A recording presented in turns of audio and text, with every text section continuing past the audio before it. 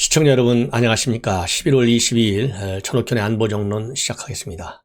여러분들께서도 이미 잘 아시겠지만은 현재 우리 국내 코로나 사태가 그 어느 때보다도 상당히 위험한 수위로 치닫고 있습니다. 그래서 우리 모두가 유의할 필요가 있는데요. 이 방역 당국에서 발표하고 있는 내용 여러분들께 요약해서 말씀을 드리겠습니다. 우선 현재 어제까지도 계속해서 300명 이상의 확진자가 지금 일어나고 있다. 이걸로 볼 때 이제 12월 초가 되면 하루 확진자가 400명에서 600명에 달할 것이다. 그래서 수도권과 강원권에서는 거리두기 현재 1.5단계잖아요. 2단계로 격상시키는 문제를 검토할 수밖에 없다. 이런 지금 현재 전망이 나오고 있습니다. 그래서 지금 현 상황은 말이죠. 대규모 확산의 시작 단계고 매우 심각하다. 그래서 현재와 같은 확산세를 차단하지 못할 경우에는 대구 경북 지역의 유행 그리고 지난 8월 달에 수도권 유행을 뛰어넘는 전국적 규모의 큰 유행이 예상이 된다. 이것이 이 방역 당국의 공식 입장입니다. 이것은 어제 오후에 임수경 방역대책본부의 상황총괄단장이 브리핑을 했어요. 그래서 지금 현재 이 감염병 유행의 예측 지표인 재생산 지수가 있는데 재생산 지수가 1.5를 넘어서고 있다고 합니다. 이 얘기는 확진자 1명이 1.5명 이상을 감염시킨다. 이것을 의미하고 있기 때문에 매우 위중한 상태다. 그래서 연속 나흘 300명대를 기록하면서 국내 누적 확진자 수도 어제부로 3만 명대를 넘어서서 3만 403명이 됐다. 이렇게 지금 현재 확인이 되고 있습니다. 그래서 최근 7일간의 1일 평균 확진자 수를 보면 수도권은 175.1명, 강원도가 16.4명입니다. 그래서 1.5단계를 2단계로 높여야 된다. 이런 여론이 지금 나오고 있습니다. 그리고 다음 달 3일로 예정된 수능시험, 이 전국적 규모의 감염 상황을 억제하기 위한 수칙 단단히 지켜줄 것을 당부하고 있고요. 참고로 대한감염학회 등 국내 11개 감염병 전문 이 학회에서도 1, 2주일 뒤에는 코로나 바이러스 감염증 1일 확진자 수가 1000명에 육박할 수도 있으니 이를 대비하기 위해서는 방역 조치를 선제적으로 강화해야 할 필요가 있다. 이렇게 정부에 건의하고 나섰다. 이런 상황을 말씀을 드립니다. 그래서 유럽이라든가 미국에서 그리고 또 일본에서 확진 추세가 걷잡을 수 없을 정도로 지금 굉장히 심각하게 그리고 빠르게 전파가 되고 있어요. 이게 남의 일로 볼 게 아니고 우리 국내도 지금 현재 이런 상황이 급습하고 있다. 이런 데 대해서 우리 시청자 여러분들, 우리 국민 여러분들 모두가 위기의식을 가져야 되겠다. 이런 말씀을 드립니다. 이러한 상황에서요, 정세균 현 총리, 이제 모든 국민들이 대선에 나올 거야 이렇게 생각하고 있잖아요. 근데 우리 정치권에서도 대선에 나온다고 하는 것은 의문의 여지가 없다라고 하는 그런 얘기가 아주 이제 일반화된 정치권 내 여론으로 그렇게 지금 현재 보도가 되고 있습니다. 그러면서 그 결정적 근거들이 몇 개가 나오고 있는데요. 최근에 민주당 측근 의원들하고 만난 자리에서 뭐라고 얘기했느냐? 바이든이 당선되면 나한테도 좋은 거 아니냐? 요렇게까지 얘기를 했다고 그래요. 그 이유는 바이든은 갈등이 아닌 통합을 강조해왔고 경륜에 걸맞는 합리적이고 안정감을 주는 이미지다. 그래서 이 정 총리 스스로가 이렇게 얘기를 하면서 이런 것은 본인의 이미지하고 겹치는 부분이 상당히 많다고 생각하는 것 같다.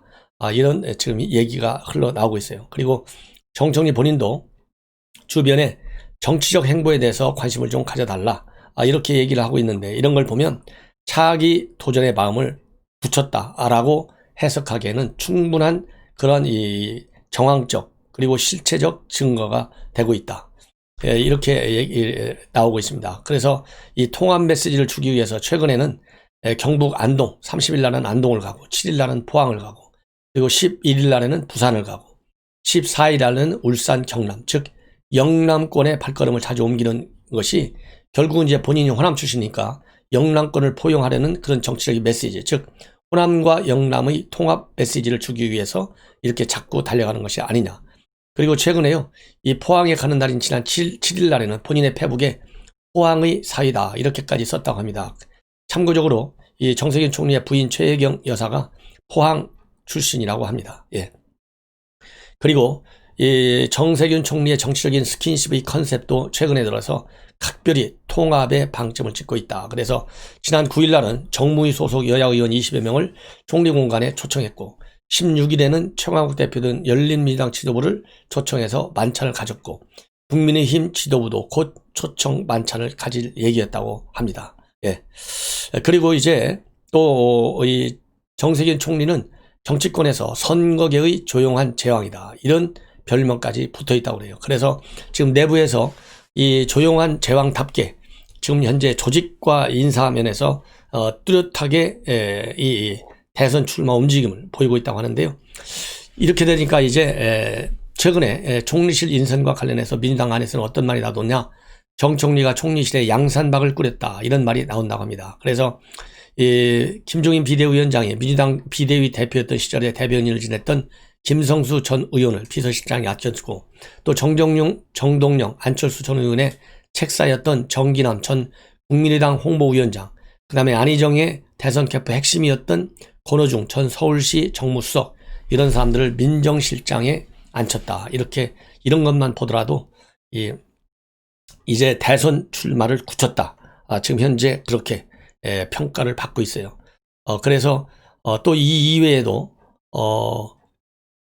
최근에 전문가들을 많이 영입했는데요. 어떤 사람들이 영입했느냐? 국민소통 분야에 위촉된 한상익 가천대 부교수, 김현성 중소기업 유통센터 상임이사, 이런 사람들을 발탁을 했는데 이 한상익 부교수 같은 경우는 최근까지 이해찬 대표 시절에 정무실장으로 일해왔고 김현성 이사는 박원순 시장 때 SNS 홍보를 총괄했던 인사다. 이렇게 알려지고 있습니다. 예. 그리고 최근에 또 이 정세균 계의 공부 모임인 광화문 포럼, 최근에 지난달 26일 날 첫 공부 모임을 가진 이후로 왕성하게 활발하게 지금 움직이고 있다. 그래서 정세균 총리가 대선 도전 깃발을 들면 고민 없이 따라갈 사람이 현재 30명 정도는 될 것이다. 이런 지금 보도가 나오고 있어요. 그러면서 지금 이제 문제는 바로 뭐냐? 지금 코로나가 굉장히 지금 확산되고 있잖아요. 그런데 코로나 확산이 되면 느닷없이 확산되고 있는 추세 상황에서 총리직을 내놓고 나오기도 어렵다. 그래서 이 코로나 상황과 그 다음에 이 백신 치료제 개발 현황, 그리고 이와 관련된 경제활동 실태, 이런 것들이 총리가 총리직을 내놓고 대선을 출마하는 시점에 많은 영향을 줄 수 있는 변수가 아니냐. 요렇게 지금 평가들을 하고 있다. 이런 말씀을 드립니다. 자, 여권에서는 이렇게 해서 이제 정세균 총리가 새로운 인물로 양강 구도를 깰 것이냐 말 것이냐, 이런데 이제 관심이 가는데요. 지금 야권에서는 여러분들 잘 아시다시피 윤석열 검찰총장이 과연 끝까지 실제로 퇴직을 하고 나서 출마를 할 것이냐 말 것이냐도 관심이 가지만, 최근에 윤석열 총장이 한길 리서치 여론조사에서는 1등을 갔어요. 24.7%. 이재명과 이낙연을 한 번에 딱 단번에 깼습니다. 1, 2등을. 그러다 보니까 이런 현상은 도대체 왜 나타나는 것인지. 자, 그렇다고 한다면 뭐 당연히 이거 문재인 싫어하는 사람들이 다 윤석열 지지하는 거 아닌가? 아니면 국민의힘 지지하는 사람들이 다 윤석열 지지하는 것 아닌가? 이런 막연한 생각이 떠올 것입니다. 그런데 이제는 AI 시대예요. 데이터 시대에 돌입해 있습니다. 그래서 데이터를 이걸 분석해 보니까 과연 반문 계층들이 그대로 윤석열 지지층으로 동일화되고 있다. 이런 현상이 지금 나오고 있는 것으로 분석되고 있는데요. 이런 분석은 엄경영 시대정신연구소장이 동아일보에 기고한 칼럼을 통해서 이게 밝혀지고 있습니다. 그래서 이 동아일보가 주간 동아에 실었습니다. 주간 동아. 내내 뭐 동아일보 계열이니까. 주간 동아에 실린 칼럼을, 이 엄경영의 칼럼을 동아일보가 오늘 일요판 온라인에서 보도하고 있어요. 그래서 이 내용을 보면 그대로 다 가고 있습니다. 예를 들어서 지금 현재 이 엄경영 소장이 분석하는 것은 이렇습니다. 분석의 쭉 흐름을 말씀드리면, 지금 선거의 가장 핵심적인 요소는 민심, 즉 여론하고 구도하고 선거 구도, 그 다음에 선거 전략, 이게 세 가지 요소라고 합니다. 근데 이 세 가지 요소에 이것이 이제 전통적인 선거판을 분석하는 요소가 되는데, 최근에는 대표성이라는 개념이 현대 정치에서는 하나 더 덧붙여지고 있다. 그래서 이 여론과 구도, 전략적 측면에서 볼 때, 그리고 대표적인 측면에서 볼 때 반문 세대가 바로 윤석열 지지로 그대로 옮겨가고 있다. 이렇게 분석을 하고 있어요. 그래서 지금 현재 이 민심의 흐름은 바로 뭐냐면 현재의 가장 큰 민심은 과거의 단절이에요. 그리고 또 하나의 민심은 문재인 정권 이래서는 안 되겠다. 정권을 바꿔야 되겠다. 이런 민심이 여론이 상당히 크다고 이렇게 분석하고 있어요. 여기에다가 이 구도, 어떤 구도가 지금 이제 짜여지고 있느냐. 문재인제 반문재인의 구도가 짜여지고 있고 이 구도에 반문과 그러니까 윤석열, 문재인과 윤석열 이 구도가 짜여지고 있는데 이 구도는 결국 대표성이에요. 즉 반문의 대표는 누구냐 이 말이에요. 국민의힘 측에 지금 몸담고 있는 야권의 후보들 뭐 유승민이니 오세훈이니 아니면은 안희정이니 뭐 이 국민의힘은 아니지만 홍준표니 이런 사람들이 과연 문재인에 대적할 수 있는 대표성을 갖느냐 이거예요. 그건 아니라는 겁니다. 그렇다고 한다면 결국은 이 여론의 지표의 흐름으로 보면 윤석열이가 대표성을 갖는다. 이렇게 분석을 하고 있어요. 예. 그러면서 지난번에 문재인 대통령이 승리할 수 있는 것도 바로 문재인 대 박근혜 이 대결 구도, 그 다음에 이 문재인이 바로 대표성, 당시 야권의 대표성을 가지고 있기 때문에 쉽게 당선될 수 있었다.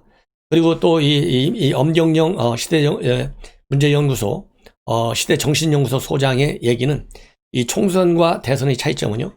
총선은 과거에 대한 심판이라는 거죠. 그러나 대통령의 대선은 바로 뭐냐? 과거에 대한 심판이라보다는 미래 대한민국을 어떻게 잘 끌고 갈 것이냐 말 것이냐고 하는 미래 권력에 대한 심판이라는 측면이 굉장히 강하다. 그렇게 이제 분석을 하고 있습니다. 그래서 이 분석을 보면 어떻게 되어 있느냐? 참고적으로 한길 리서치에서 분석한 내용입니다. 이 윈지 코리아 컨설팅이 여론조사를 한 것이죠. 윈지 코리아 컨설팅에서 여론조사를 한 건데 이것이 이제 어떻게 되어 있느냐? 이렇게 되어 있습니다. 이게 지난 11월 17일 날 발표된 건데요. 문재인 대통령을 지지하지 않는 반문과 윤석열 지지층을 쭉 비교해 봤어요. 윤석열 지지층을 보니까 특히 30대 이상에서는 차이가 거의 없습니다. 30대에서는 비문, 즉 반문이 30대에서는 35%인데 윤석열은 34.5예요. 그러니까 거의 같은 수치가 나오고 있는 겁니다. 이것만 보더라도 30대에서는 반문과 윤석열 지지가 완전히 동일화되는 현상을 나타나고 있고, 그리고 이제 20대의 경우에는 비문이 46.7이나 됐는데 윤석열은 31.2예요. 이걸 보면 윤석열 총장이 비문을 아직도 15% 정도는 더 끌어와야 된다. 다 흡수를 못하고 있어요. 예.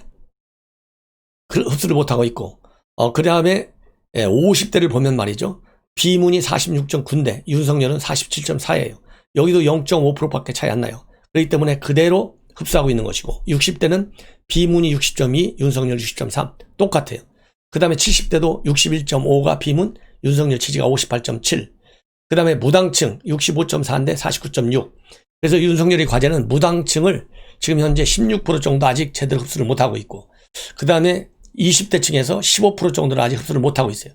이런 것처럼 전반적으로 큰 틀에서 보면 전체적으로 보면 비문이 45.2인데 윤석열은 42.5예요. 불과 2.7%밖에 차이 안 나요. 오차 범위 내입니다.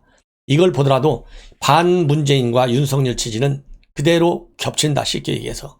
그래서 이제 반문층, 그 다음에 반문층을 대표하기 때문에 결국은 대표성이 있다는 것이죠. 그런데 이제 문제는 이러한 데이터상으로 보면 확실하게 반문을 가장 잘 끌어들이는 사람은 현재 국민의힘에 소속되어 있는 잠룡들이 아니고 윤석열이다.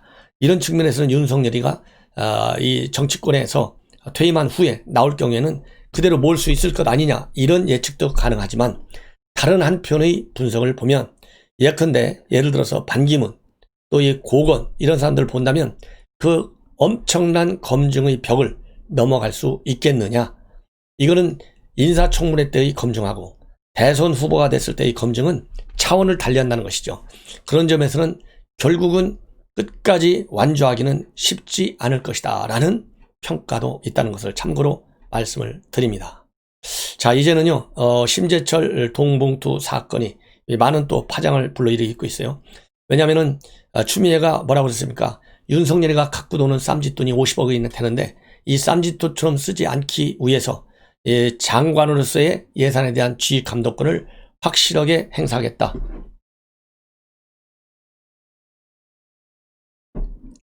그런 입장을 가지고 있고, 그 연장선상에서 이 특활비 지금 감찰이 진행되고 있어요. 그래서 본인은 절대 이러한 쌈짓돈 한 푼도 없고 쓴 적도 없다. 이렇게 강력히 부인을 했는데요. 최근에 조선일보가 단독으로 보도했습니다. 누구냐? 심재철이 누구예요? 윤석열, 반윤석열의 핵심 인사. 추미애의 핵심 인사잖아요. 이런 핵심 인물이 최근에 신인검사 역량평가 이 면접 위원들한테 50만원짜리 봉투를 20개를 돌렸어요. 그 1000만원을 집행했어요. 이걸 가지고 조선일보가 단독으로 보도했습니다. 그래서 윤석열 총장 쌈짓돈 트집 땄더니 무슨 소리냐? 추미애 신복 간부들한테 돈 봉투를 돌렸다. 그래서 이거를 바로 어제 21일자 조선일보가 단독 특종 보도를 했습니다. 여기에 대해서 일제히 비판성 이 보도들이 많이 나오고 있어요. 저도 말씀을 드렸지 않습니까? 보도를. 그러니까 이제 추미애가 다시 열받아갖고 페북에다가 그리고 또 법무부에서 공식으로 또 사적으로는 페북에 반박의 글을 올렸어요. 이 반박의 핵심은 뭐냐? 추미애의 그 속된 말로 말이죠. 이 언론에 보도 나오는 추잡하다, 뭐 이 치졸하다, 이런 얘기들이 많이 나오고 있잖아요. 추미애 성격과 관련해서 그런 치졸하고 추잡한 성격의 일단이 적나라하게 표출됐어요. 뭐라고 얘기했느냐? 그 심재철 검찰국장 내 신복이 아니야. 이 얘기는 언제라도 추미애 본인의 정치적인 이해에 반하는 그런 기사가 나오거나 그런 조치로 해석될 만한 일이 벌어지면 내 신복이 아니라고 내찰 사람들이요. 지휘자라고 하는 의 특성이 뭡니까? 부하들의 잘못 있으면 그걸 감싸고 끝까지 정치적 법적 책임을 지는 게 지휘관으로서의 기본 도리라고 저는 봅니다. 그게 리더십의 핵심이어야 돼요. 그런데 본인한테 불리만 하면 바로 차버려요. 이게 신매의 나쁜 근성이다. 이런 말씀을 드리는데 페북에 뭐라고 올렸느냐? 신문 제목에 보기 심각하다. 제목이 사실과 전혀 다를 경우 독자들은 제목만 보고 지나칠 때가 많고 제목을 사실로 받아들이게 된다. 법무부는 장관의 사조직이 아니며 소속 직제의 보직자인 검찰국장이 장관의 신복이 될 수가 없다. 이렇게 심재철 돈봉투와 관련해서 해명을 했어요. 이게 말이나 되느냐고요. 여기에 대해서 정당하게 해명하든가 아니면은 본인 생각하는 특활비의 개념에 상황에 따라서 유불리에 따라서 이렇게 달라진다. 요런 해석이 아니고 또 본인의 얘기하는 특활비의 개념은 뭐다. 이런 것이 아니고요. 그냥 본인이 빠져나가려고 애를 쓰는 참 불쌍하다. 장관치고는 이런 말씀을 드리지 않을 수가 없어요. 그러다 보니까 이 법조계에서 뭐라고 얘기했느냐. 이러한 추미애의 페북 활동 거리두기에 나섰다. 이렇게 지금 현재 비판적 얘기가 평가가 나오고 있어요. 그럼 법무부에서는요 더 거창하게 나오고 있어요. 입장을 밝히고 있어요. 법무부에서는 뭐라고 했느냐? 통상의 예산 집행 절차와 방법에 따라서 정상적으로 집행한 것이다. 그래서 이 만찬 회식 자리에서 부적절하게 경력금 용도로 건네졌다는 논란이 제기된 이른바 돈봉투 만탄. 이거는 서울중앙지검의 이영렬 돈봉투 만찬 사건입니다. 빗대어 비교하는 것은 왜곡이다. 이렇게 법무부가 해명을 하고 있고요. 검찰총장이 기준 없이 수시로 집행한 특활비가 올해만 50억 원에 달하는 것으로 추정된다는 의혹이 제기됐고 법무부는 검찰총장에게 특활비 사용 내역을 점검 보고할 것을 3차례 지시한 상황이며 향후 엄정하고 철저히 점검하겠다. 이렇게 법무부는 또 입장을 밝히고 있습니다. 그러면서 총장 특활비에 대한 감사는 예산의 지도 감독 권한을 가진 장관의 정당한 직무 집행이다. 이를 총장 특활비 트집이라고 버젓이 단정짓는 것은 매우 공격적이고 감정적인 표현이다. 이렇게 지금 그야말로 여과 없이 본인의 감정적인 감정을 그대로 나타나주고 있어요. 정말 기가 막힌 사람이 아닌가 이런 생각이 듭니다. 그래서 이러한 이 해명과 관련해서도요. 이제 내일이 월요일이잖아. 또 많은 검찰 안팎의 법조계 정치권의 비판이 계속 제기될 것이다. 이런 말씀을 드립니다. 이렇게 이런 걸 보고 진중권 교수가 어제 또 한마디 했어요. 심재철 국장은 장관의 신복이 될 수 없다. 이거에 관해서 법무부는 추미애의 사지적으로 전락한 지 오래라는 것은 만인이 다 아는 사실이다. 이렇게 얘기를 하면서 추장관 인사청문회 준비팀에 있었고, 심재철 국장이 말이죠. 그 다음에 취임 후엔 온갖 충성을 바치다가 후배 검사들에게 너도 검사냐는 소식까지 들었다. 너도 검사냐는 소리는 이 대검 간부의 상갓집에서 그 당시 연구관으로부터 너 검사야? 요렇게 비판을 받았어요. 그리고 이 채널A 기자 사건과 관련해서 이 공범으로 공범 혐의가 되지 않는다라고 하는 대검 검사들 의견과 달리 아니다, 맞다 이렇게까지 주장한 사람이 바로 심재철이에요. 예. 이런 사람도 신복 축에 끼지 못한다면 대체 추미애의 신복들은 얼마나 극성스러울지. 그리고 대한민국 법무부 표어는 내적 남불이다. 그래서 내가 하면 적법, 네가 하면 불법 이렇게까지 비판하고 나섰습니다. 그리고 김근식 교수의 비판도 여러분들께 한번 소개해 드리겠습니다. 상당히 논리적이에요. 그래서 여러분들께서 이러한 추미애 비판할 때 이 진중권 교수, 그 다음에 김근식 교수의 비판의 이 포인트를 활용하면 굉장히 좋을 것 같아요. 그래서 여러분들께서 건너뛰기 하지 마시고 꼭 한번 들어주십시오. 이건 뭐 1분도 안 걸립니다. 윤석열 총장 특활비가 부당하면 법무부 특활비도 부당한 거고, 검찰국장 특활비가 정당하면 윤 총장 특활비도 정당하다. 최소한의 지적 수준이 있다면 적어도 논리적 일관성은 지켜야 한다. 이게 장관하기에 지식 수준이 모자란다는 얘기죠. 맞는 것 같아요. 지식 수준만 모자라는 게 아니라 인간적 품성 면에서도 상당히 떨어진다. 이게 제가 한 가지 추가하겠습니다. 면접위원 검사들에게 돌린 수사활동 지원이라고 쓴 돈 봉투는 도대체 면접 보면서 수사하는 것이냐. 기상천외한 수사활동 지원 돈 봉투는 법무부의 특활비가 용도 외 현금 살포용으로 사용됐음을 보여주는 것이다. 이렇게 평가하고 있는데요. 수사활동 심재철이가 봉투 50만 원 넣어서 20명한테 돌릴 때 봉투에 수사활동 지원 이렇게 썼다고 합니다. 그래서 그것을 얘기하는 거예요. 그러면서 법무부는 장관의 사조직이 아니고 직제상 보직자인 검찰국장이 신복이 아니라는 추장관 논리라면 한동훈이도 윤 총장 측근이 결코 아니다. 그런데 왜 채널A 사건에서는 총장 측근이 열렸다는 이유로 윤 총장의 수사 지휘권까지 배제했느냐. 추장관이 왜곡된 검찰 개혁에 매번 동조했던 인물. 그런 사람을 바로 신복이라고 한다. 특활비에 관한 추장관의 모순된 주장을 비판하는 기사인데 갑자기 신복이라는 기사 제목으로 문제를 삼는 건 본말을 바꿔서 공격하는 전형적인 물타기 수법이다. 이렇게 비판을 하고 있습니다. 예.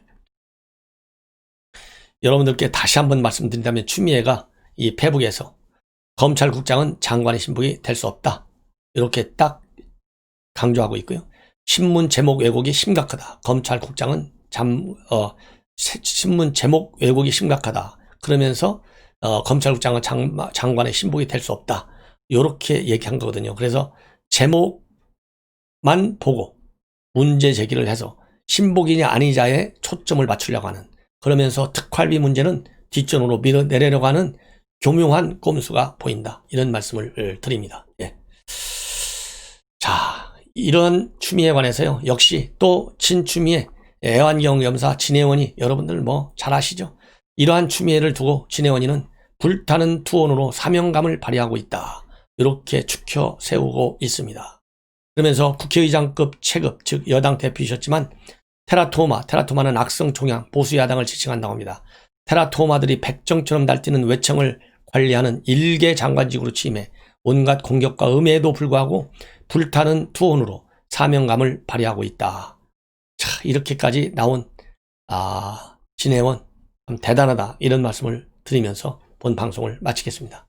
시청자 여러분의 많은 성원 당부드리겠습니다. 대단히 고맙습니다.